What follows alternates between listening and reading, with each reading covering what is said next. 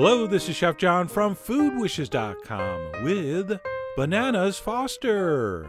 That's right, this amazing recipe was invented in Brennan's restaurant in New Orleans and named after a Mr. Richard Foster, who apparently was a friend of the owners. And you know what? I'm going to need to do a little research to find out if this guy went by Richard or some other alternative, because if so, this could be the greatest inside joke in the history of desserts. And unlike many special occasion desserts, this one's actually very simple and very fast to make.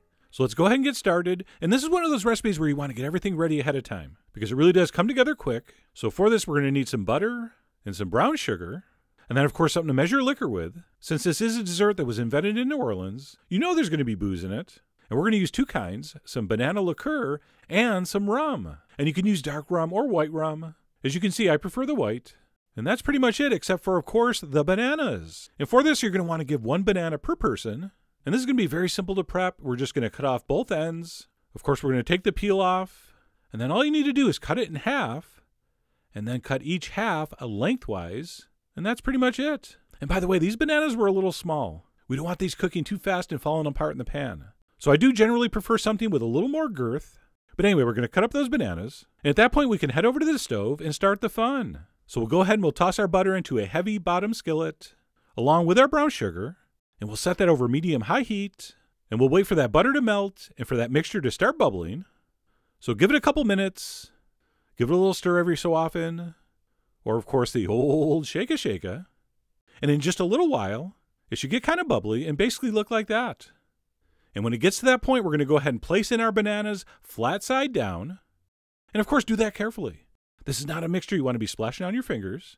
And I should mention, as you're putting these bananas into the pan, do not worry if the mixture looks a little grainy, looks a little separated. That's totally normal. That's all going to dissolve and turn into a beautiful sauce as soon as we add our liquor and our rum.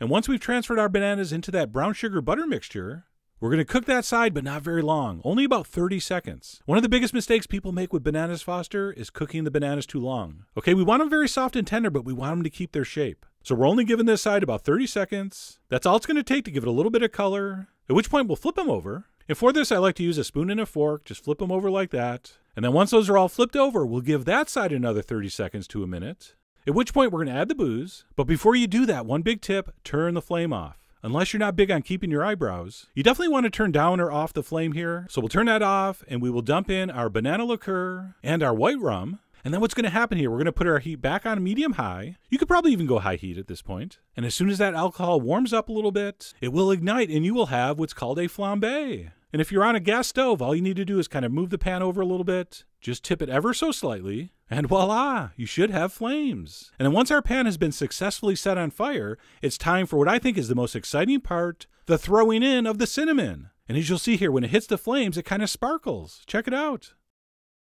Let me do one more bigger pinch.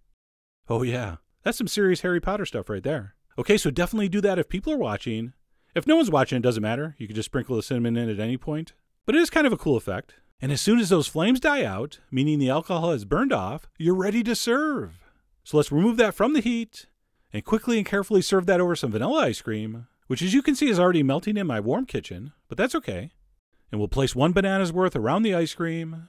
And come on, how amazing does that look? Notwithstanding a couple small drips of vanilla ice cream, that is one gorgeous shot. Speaking of which, if you do have a few drips here and there, clean it off before you serve it to your guests. I mean, are they really going to mind? Probably not, but that's not the point. The point is, clean the drips.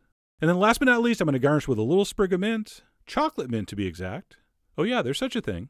And that Bananas Foster's done. Simply one of the greatest desserts ever invented in America, or anywhere for that matter. So let's go in here for the official taste, and my first spoonful is always the same. I always go for a big spoon of that warm rum sauce, mingling with that cold melted ice cream. Just tremendous. I mean, it doesn't get any better than that. Actually, what am I talking about? It totally gets better than that, because the next bite's going to be that same cold, creamy ice cream, along with that sweet, tender, caramelized banana. Did I already use tremendous? Yes? Then let's go with fantastic. And vanilla is the classic flavor here, but I've seen this served on coconut ice cream or rum raisin ice cream. Also very delicious, but that's up to you. You are the boss of your Bananas Foster. And because someone will ask, and by someone I mean like 100 people, if you can't have alcohol, you can't make this dessert. I mean, basically that rum sauce is the whole point here. So if you want to fry some bananas in brown sugar and butter, and pour them over ice cream, feel free, but it's nothing that's even going to be remotely close to as magical as this. That's just a fact. Ask anyone from New Orleans. So sorry about that, but if you can use alcohol and you do like bananas, I really do hope you give this a try soon. So head over to foodwishes.com for all the ingredient amounts and more info as usual. And as always, enjoy.